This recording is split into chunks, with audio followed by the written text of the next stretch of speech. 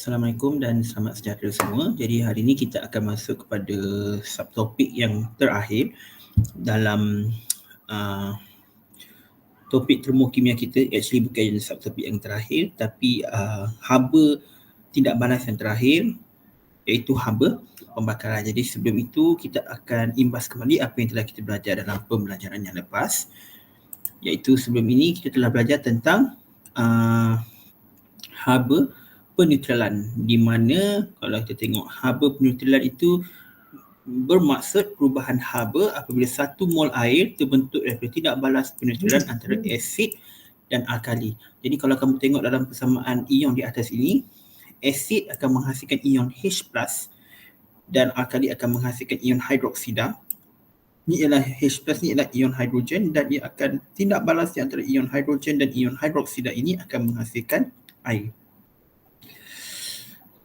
Okey, kalau kita tengok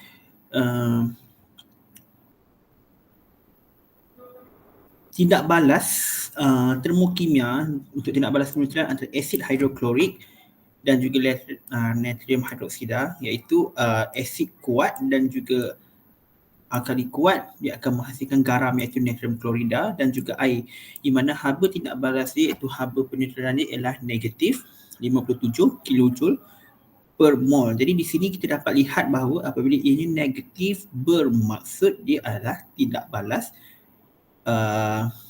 eksotermik. Persamaan di atas ini menunjukkan bahawa 57 kilojoule haba dibebaskan apabila 1 mol air, iaitu ini dia, air ini terbentuk daripada peneutralan antara 1 mol asid hidroklorik, ni 1 mol asid hidroklorik iaitu 1 mol ion hidrogen lah, dengan 1 mol natrium hidroksida iaitu 1 mol ion hidroksida yang ini,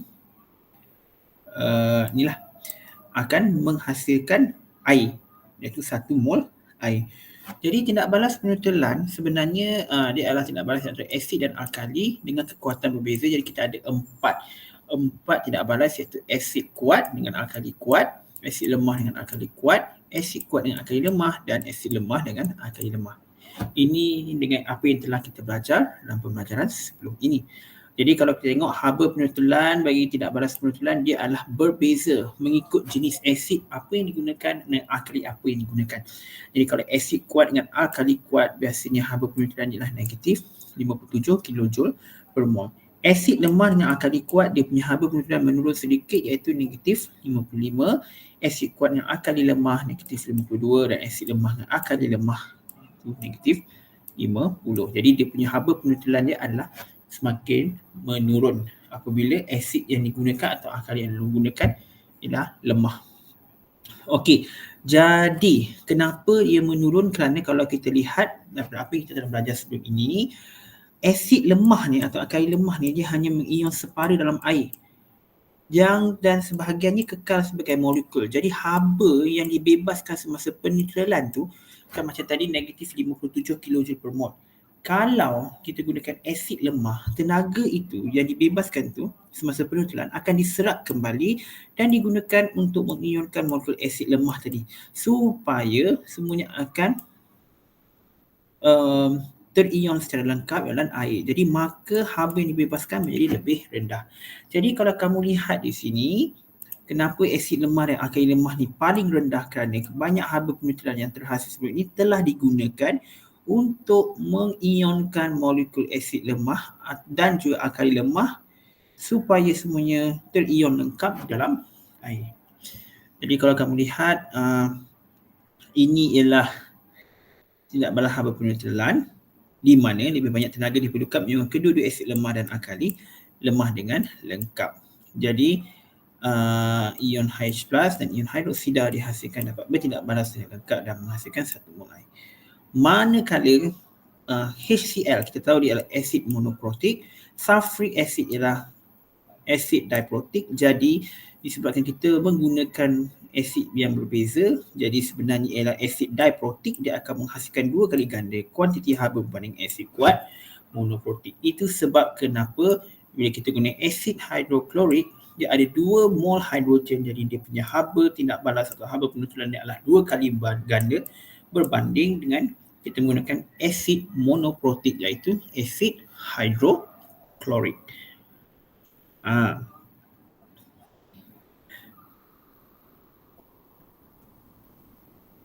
Jadi kalau kamu lihat ini 1 mol asid kuat diprotic iaitu asid sulfurik, dia akan mengion dengan lengkap dengan air.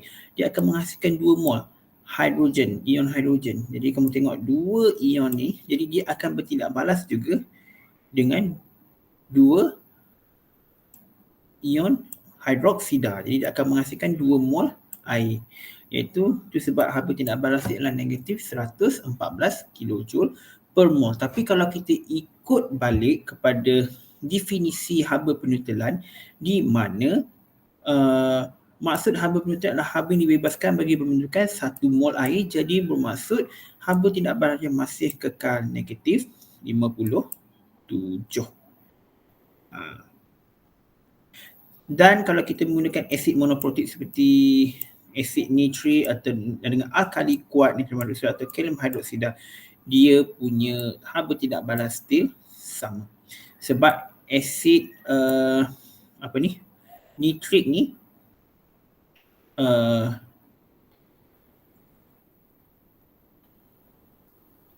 dia tetap seperti asid kuat. Ini tetap asid kuat, ini tetap alkali kuat. Jadi di sini kita dapat lihat tindak balas di antara asid kuat dan alkali kuat tetap juga akan menghasilkan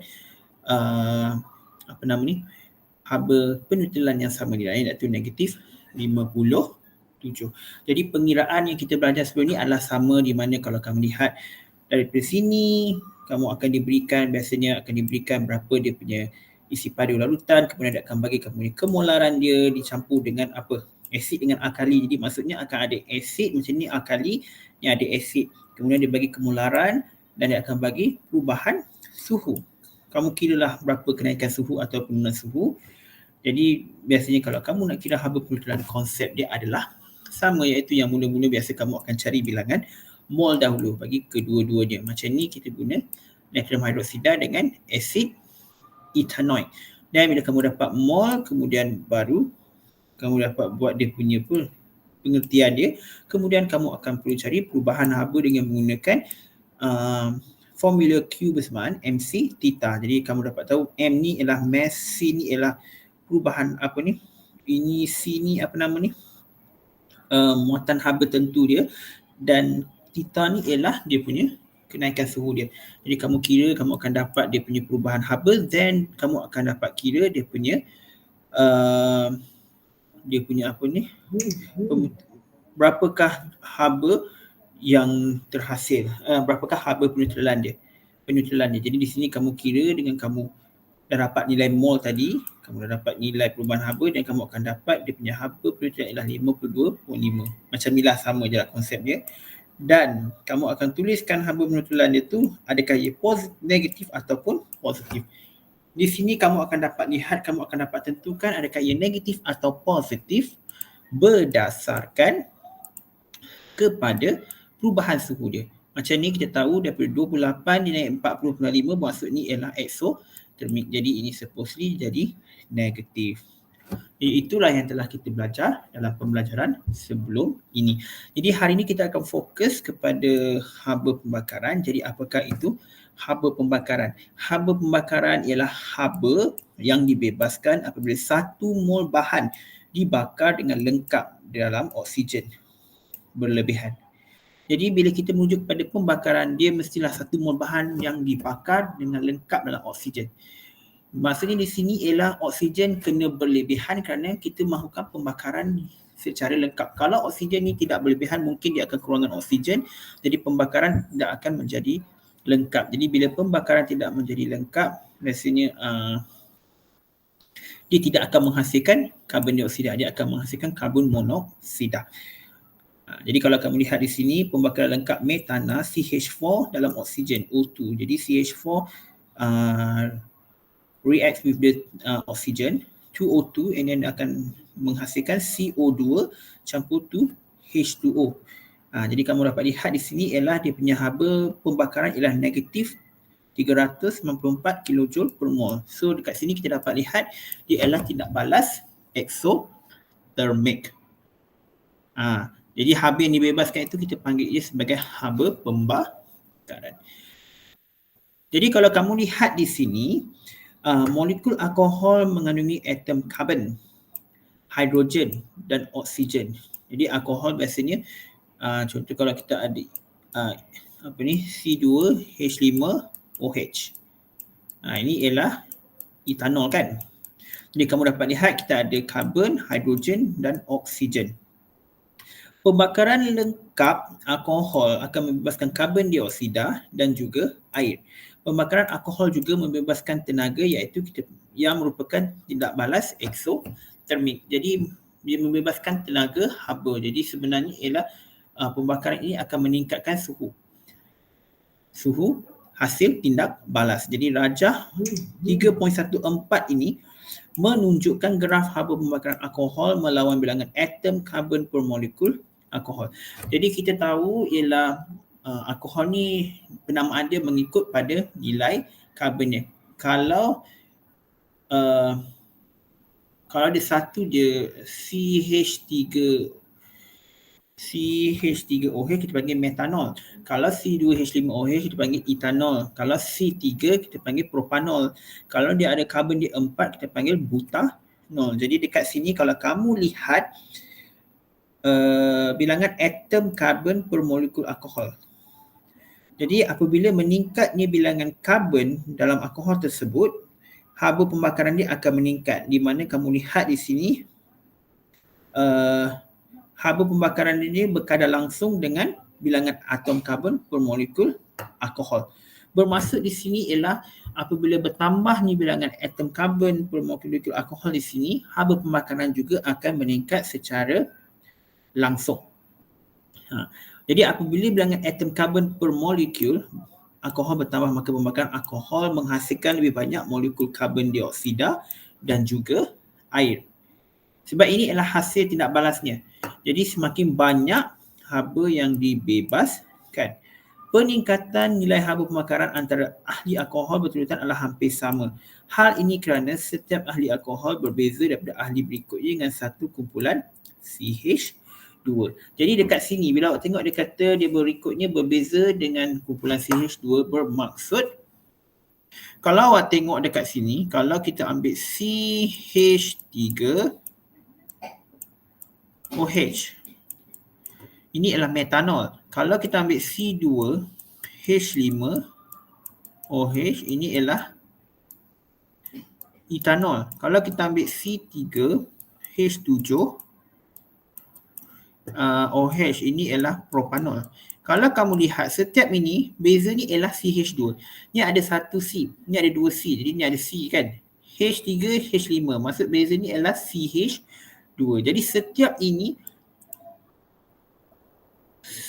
ini dia akan berbeza. Dia akan berbeza dengan CH2.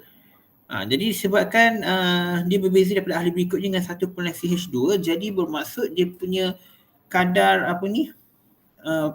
peningkatan nilai haba pembakaran tu adalah hampir sama.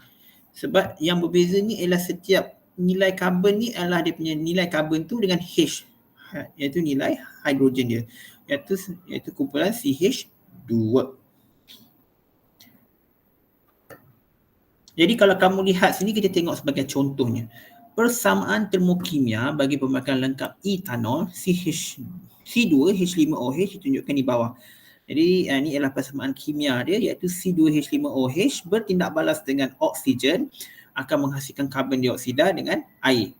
Di mana haba pembakaran dia ialah negatif 1376 kJ per mol. Jadi setelah diseimbangkan tidak balas persamaan kimia ini, kamu akan dapat 1 mol ini akan tidak balas dengan 3 mol oksigen, akan menghasilkan 2 mol karbon dioksida dan 3 H2O. Jadi soalan ini di sini, hitungkan jisim etanol C2H5 yang diperlukan untuk membakar dengan lengkap dalam oksigen berlebihan supaya dapat menaikkan suhu 200 cm air sebanyak 50 darjah Celsius. Dan kita andaikan tiada haba yang hilang ke persekitaran. Jadi kita ambil nilai muatan haba tentu air ialah 4.2 joule per gram per degree per degree Celsius, and then ketepatan air ialah 1 gram per sentimeter padu, and GC molar etanol yang diberi ialah 46 gram per mol. Jadi di sini apa yang perlu kita buat, sebab dia punya soalan dia minta kita cari jisim etanol dan dia dah bagi nilai haba pembakaran iaitu negatif 1376 kilojoule per mol. Yang kita nak cari ialah dia punya jisim. Jisim apa? Jisim mana tadi?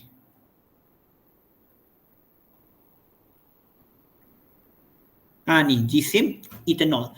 Jadi sekarang ni benda pertama yang kita akan buat ialah macam biasalah kita tak boleh nak kira dia punya mol sebab kita tak tahu dia punya jisim, tapi kita boleh kira dia punya perubahan haba sebab dia dah bagi dah nilai. Kalau tengok kat sini dia dah bagi nilai isi padu air adalah 200 cm padu, di mana kenaikan suhu ialah sebanyak 50 darjah Celsius. Dan kita dah tahu muatan haba tentu air ialah 4.2. Jadi kamu masukkan saja dengan menggunakan ini, formula ini, Q bersama MC theta. 200 gram ni kita dapat macam biasalah 200 cm padu tadi kita darab dengan ketepatan air, kita akan dapat jisim air itu, jisim dia adalah jisim air itu ialah 200 gram. Kita darab dengan 4.2 joule per gram per darjah Celsius, dan kita darab dengan perubahan suhu kadar perbezaan suhu tu iaitu 50 darjah Celsius, dan kita akan dapat dia punya haba yang dibebaskan ialah 42 kilojoule. Jadi untuk kita kira jisim etanol tu, kita tak tahu, yang kita nak cari ialah jisim etanol. Jadi kita dah tahu persamaan termokimia dia ialah 1376 kilojoule dibebaskan daripada pembakaran 1 mol etanol. Jadi dengan menggunakan formula itu, jadi kamu hanya perlu masukkan sajalah oleh itu 42 kilojoule haba dibebaskan daripada 42 darab 1 mol bahagi dengan 1376. 1376 ni ialah datang daripada dia punya daripada persamaan termokimia inilah. Ni. Dan kamu selesaikan, kamu akan dapat 0.03 mol etanol C2H5OH. Jadi kamu dah dapat nilai mol. Dan bila kamu dah dapat nilai mol, kamu akan perlu hanya darabkan dengan ni 46 gram per mol ni. 46 gram per mol ni datangnya daripada jisim molar etanol. Jadi kamu akan dapat dia punya jisim etanol ialah 1.38 gram. Okey, jadi begitulah cara dia bagaimana kita nak mengira jisim etanol tu. Tetapi kalau kamu tak faham yang ini, sebenarnya kamu boleh juga guna cara di mana daripada ini kamu nak kira jisim etanol tu, kamu boleh guna cara ini. Kamu cari juru jisim etanol, disebabkan kamu tak tahu, kamu guna je X bahagi dengan X bahagi dengan 46. Ini ialah dia punya jisim. Jadi kita nak cari nilai X. Jadi macam mana kita nak cari nilai X? Kamu hanya perlu menggunakan balik yang ini, iaitu di mana bila kamu nak menggunakan haba pembakaran, kita tahu bila kamu dah dapat X bagi 46 ni, then kamu biasa guna haba pembakaran tu ialah kita kira daripada haba yang dibebaskan iaitu Q iaitu 42 kilojoule per mol, kamu bahagi dengan X per 46. Sebab awal ni biasanya kira mol. 46 bersamaan dengan bersamaan dengan 1376.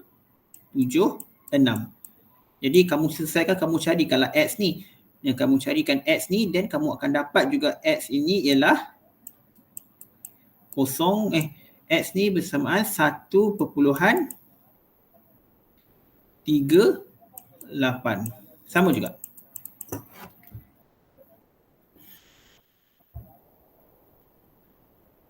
Sebab bila kamu nak mencari yang itu, sebab sebenarnya yang kita nak cari itu ialah X ni. Sebab kita nak cari jisim dia. Sebab Bukan, ini bukan jisim, silap. Ini bukan jisim. Ini ialah yang kamu nak cari tu ialah mol. Kat sini kita cari mol. Jadi sepatutnya bila kamu dapat mol, ini ialah mol dia. Kalau kamu tak faham macam ni, kadang ada orang dia pening dengan cara ini. Jadi kamu cari mol dia dulu, iaitu X bahagi dengan 46, iaitu X ni ialah jisim. Okey, jisim bahagi dengan apa tadi? Jisim molar etanol, kamu akan dapat dia punya nilai mol dia. Kemudian bila kamu nak mencari jisim etanol tu, kamu boleh menggunakan balik kan jisim etanol tu. Kalau kamu nak cari haba pembakaran tu ialah ini, tapi disebabkan kamu dah tahu haba pembakaran 1376, kamu hanya masukkan saja haba pembakaran di sini 1376, yang mol ni kamu masukkan X per 46. Sebab nak dapatkan tu ialah kita gunakan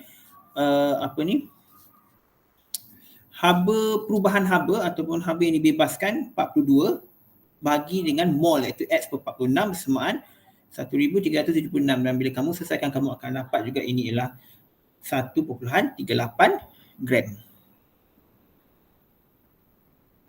Okey, boleh. Ini ialah cara lah. Mungkin ada yang tak faham sini. Jadi cara ini adalah terpulang pada kamu bagaimana kamu nak mengira. Mungkin kamu sisa dengan cara yang macam ni, ataupun mungkin kamu sisa buat 1/1. Tapi kalau macam saya sisa lagi buat kita kira guna Q bersama MC theta, and then kita cari dulu masukkan mol, iaitu mol macam ni, dan kita cari nilai X ni, dan kita buatkan. Yang ketiga adalah haba tindak balas. Tapi haba tindak balas dah ada, kita just cari nilai X dan kita akan dapat. Takut yang macam ni, takut awak tersilap letak ni terletak dekat bawah, ni terletak kat atas dan sebagainya.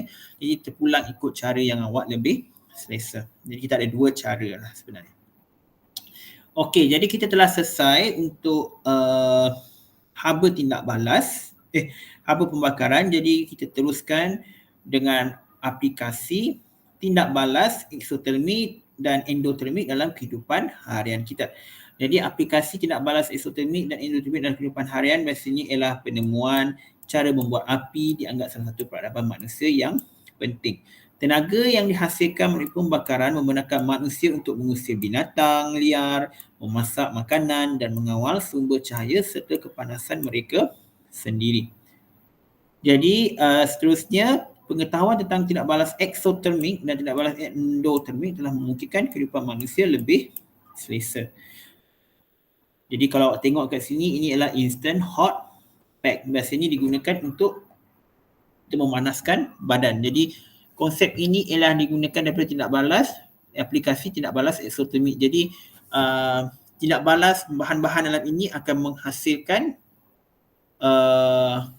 tenaga haba, which is eksotermik, menyebabkan dia menjadi panas. Okey, contoh-contoh aplikasi tindak balas eksotermik dalam kehidupan harian, contohnya macam hot can ni, makanan atau minuman tersedia panas tanpa pemanasan dari luar.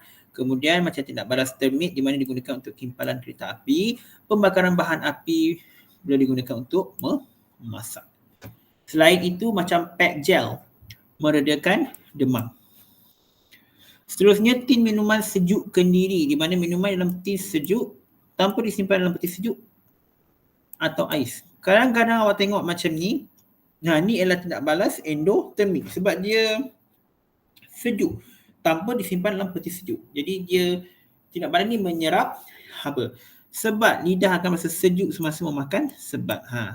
Jadi macam sebat ni adalah tindak balas endotermik sebab dia menyerap haba dan menyebabkan kamu rasa sejuk. Sama juga dengan demam. Tindak balas ini akan menyebabkan dia menyerap haba daripada badan kamu, menyebabkan dia boleh meredakan demam. Okey, apakah nilai bahan api? Bahan api ialah sebatian yang terbakar dalam udara untuk menghasilkan tenaga haba. Setiap bahan api mempunyai haba pembakaran yang berlainan.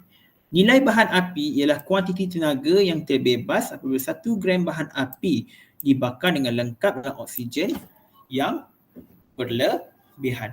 Unit bagi nilai bahan api ialah kilojoule per gram, dan nilai bahan api dapat ditentukan dengan haba pembakaran bahan, di mana nilai bahan api bersamaan haba pembakaran bahan dalam unit kilojoule per mol bahagi dengan jisim molar bahan. Okey, contoh. Haba pembakaran oktana C8H18 ialah negatif 5,500 kilojoule per mol. Hitungkan nilai bahan api bagi oktana C8H18 di mana jisim atom relatif dia ialah H bersama 1, C adalah 12. Jadi kita gunakan ni C8H8, jadi C12 darab 8. Kemudian kamu campur dengan 8 lah sebab hidrogen 1, silap. Betul lah. Ni 12 darab 8 sebab 8, jadi ini campur dengan 18. Jadi kamu akan dapat dia punya ni ialah 114 gram per mol. Jadi pembakaran lengkap 114 gram oktana C8H18 membebaskan 5,500 kilojoule haba. Jadi pembakaran 1 gram oktana ialah bersamaan 5,500 kilojoule per mol bahagi dengan 114. Kamu akan dapat 48.2 kilojoule per gram. Jadi ia bersamaan dengan formula ini. Haba pembakaran. Jadi kita tahu haba pembakaran dia diberi ialah 5,500. Yang negatif ni hanya menunjukkan ia adalah tindak balas eksotermik. Jadi 5,500 bagi 114, kamu akan dapat dia punya nilai bahan api ialah 48.2 kilojoule per gram.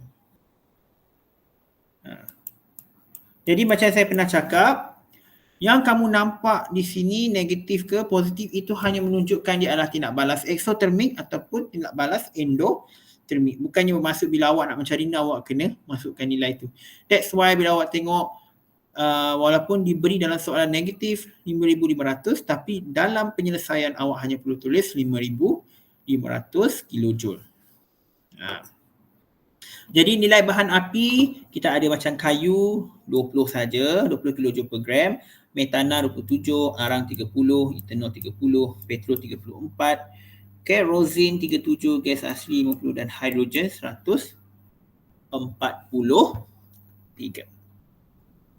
Jadi faktor-faktor pemilihan bahan api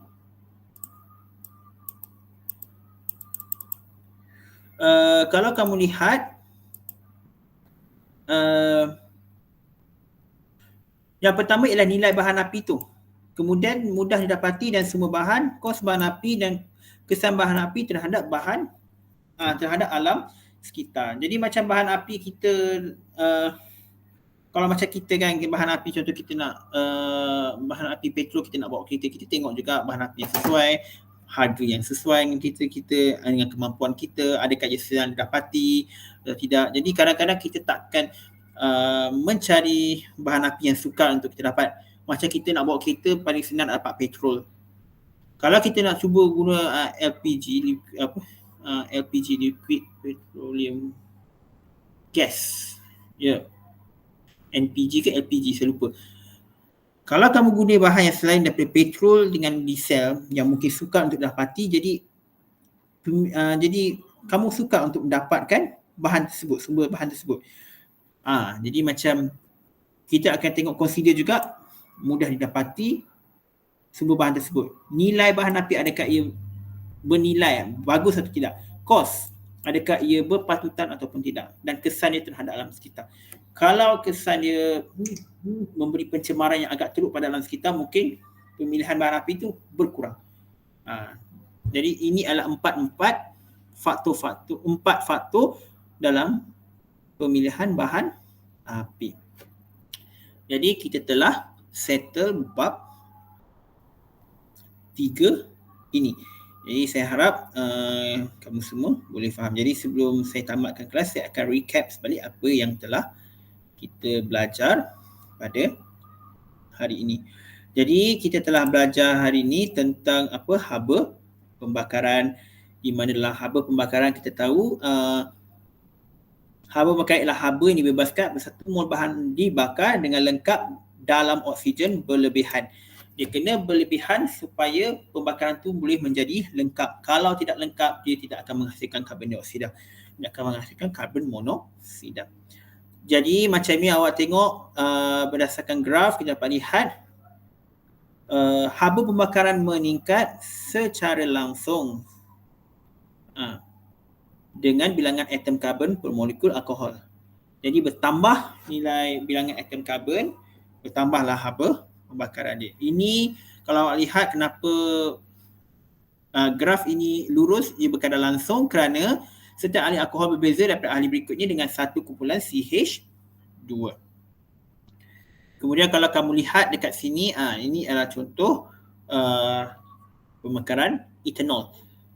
Jadi kalau kita hitungkan jisim etanol, sama saja. Yang pertama, kamu cari dulu haba yang dibebaskan atau perubahan haba, kamu akan dapat macam ni. Kita gunakan rumus Q sama MC theta, kemudian kamu akan dapat hitung jisim etanol yang diperlukan.